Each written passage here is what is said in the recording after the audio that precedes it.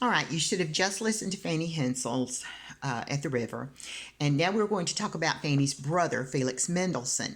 Now, Felix was about 4 or 5 years younger than Fanny, and they were extremely close. She played a lot of his music. She organized on Sunday afternoons the little concerts at the home, and his music was often played and featured in their Sunday afternoon concerts. Felix himself was born in 1809 in Germany. He was the grandson of Moses Mendelssohn, famous Jewish philosopher. His family converted to Protestantism when he was a child, so he was brought up as a Protestant.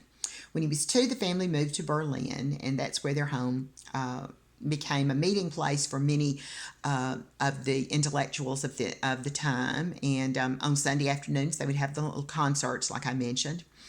And so he began composing at a fairly young age when he was in his teens. At the age of 17, he composed a overture to the Shakespearean play A Midsummer Night's Dream. Now, overtures were very short orchestral pieces that were meant to evoke a certain mood, very similar to the way word painting did in the Italian madrigal. As when he composed this, he had viewed the play, and it kind of inspired him to write this music. When it was introduced to the world, he was only 17, and it took the world by storm, and he became very, very well known because of this Midsummer Night's Dream overture. As after the overture, then a few years later, he composed the Wedding March, which also goes for Midsummer Night's Dream, and that you will recognize. So I first want you to play the Midsummer Night's Dream overture. I want you to listen for certain things. At the very beginning, we have the Dance of the Fairies. The music is very light, lots of staccatos in the violins, very fast movement, and it's in a minor key. At around a minute, you'll hear the Royal Court. It's a transitional theme. It's ascending, loud trumpets sounding like they're, announcing the kings coming in.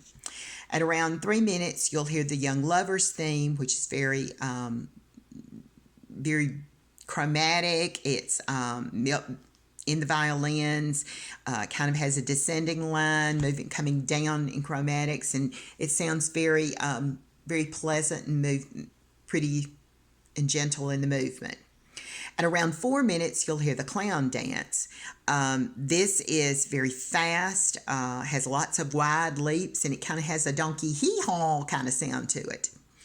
At around 4:20, you'll hear the Royal Hunting Party, which has kind of a fanfare sound in the horns, and kind of sounds like, they're going out to hunt with the foxes and the horses and everything. So all of that is the exposition. You'll hear that part at the beginning of the music.